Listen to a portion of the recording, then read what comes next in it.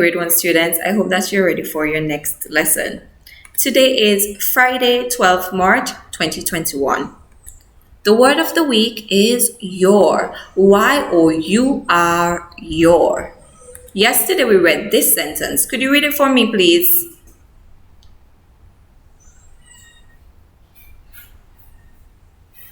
Great job. You remember the sentence. So this is our new sentence for today. So let's give it a go. You can blend this word for me.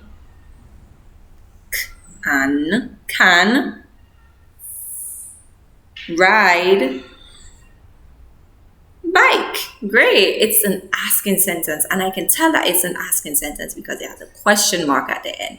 So that means it's a question. It says, can I ride your bike? Can I ride your bike? Do you have a bike? Can you ride a bike? Okay then. Now let's move on to phonics.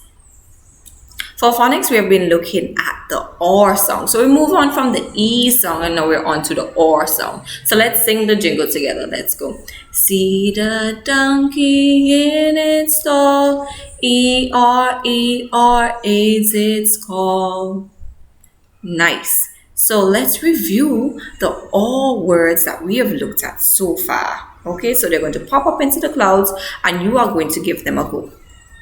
So here's the first one. This is or. Yes, this one is or. O-R says or. Now let's move on to our next word. Great job. Here's your next word. And finally, right, great. So we are looking at or. O-R says or. We're looking at words that have the or sound. Here is our new word for today. The first letter is F, and the F says f, nice. And the O-R says or. So let's put these two sounds together. What will we get? We'll have for.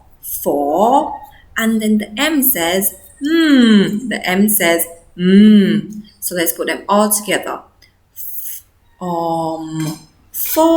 The word is form. Yes, great. Do you know what a form is? Maybe you have someone that's in Form 1 or Form 2. Yes, that's one way of using the word. When you go to secondary school, you're no longer in grades. You will be placed in forms. And another meaning of the word form is this. So sometimes your parents or the adults would have to fill out forms where they have to give information about themselves. So this is an example of a form. They want their name, their email, and their phone number and stuff like that. So this is an example of a form. Let's look at our next word. This word is, you haven't seen this word before? Okay, let's blend the word together to figure out what the word is. The first sound is B. The B says B. Then we have the O-R saying or. It says or. Together this would be ball. Okay, and then the N says The N says What would it be all together? Born. This word is born. I'm going to play it for you to hear. Or. Oops, sorry, I turned down the volume. Or. Born. This word is born. And so when a mommy gives birth and the baby comes out of the belly, you say the mommy gives birth. And then the baby has been born. And when a baby is newly born, you would normally call that baby a newborn. So here we have a daddy kissing his newborn baby. Next word. This letter is C. And the C says K. The C says K. Nice. And then the O-R says or. So K and or would give us caw. And then the N says So what would it be all together? Corn. This word would be corn. Or. Corn. Corn. Let's see. Here we have a picture of corn. And so we would grow corn here in St. Vincent, and then we pick the corn. And what do we normally do with them? We will cook. Yes, we'll cook the corn. Sometimes people do it in kaldu soup. Some people boil the corn by themselves, right? And the little bumpy things on corn, these are actually called kernels. So one by itself will be a kernel, and that's the seed of the corn. And then we will dry it, and then we will turn it into popcorn, right? So there you go. That word was corn. Let's see our next word. The first letter is S, and the S says S. The S says S. And then the OR says O. So let's put them together. We have saw, and the final letter is T, and the T says T. So what is this word now all together? Let's hear it. Or sort. This word is sort.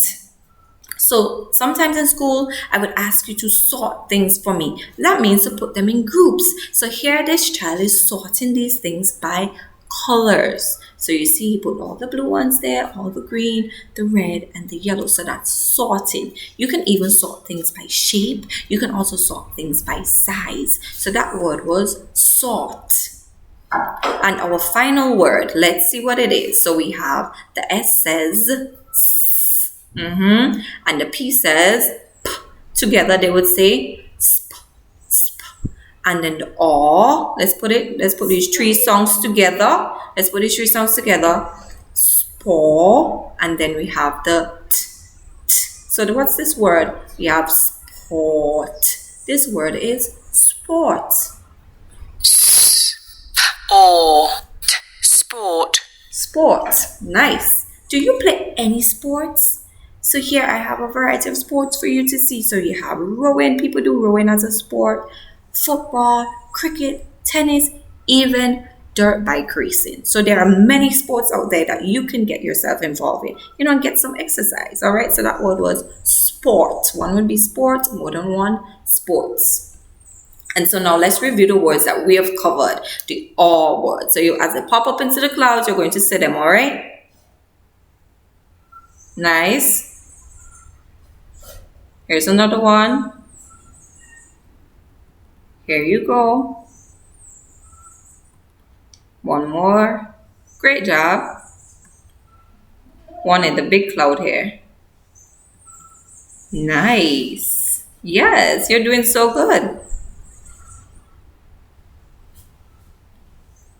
Great job, everyone. Keep on practicing and then you'll be able to call all of these words perfectly.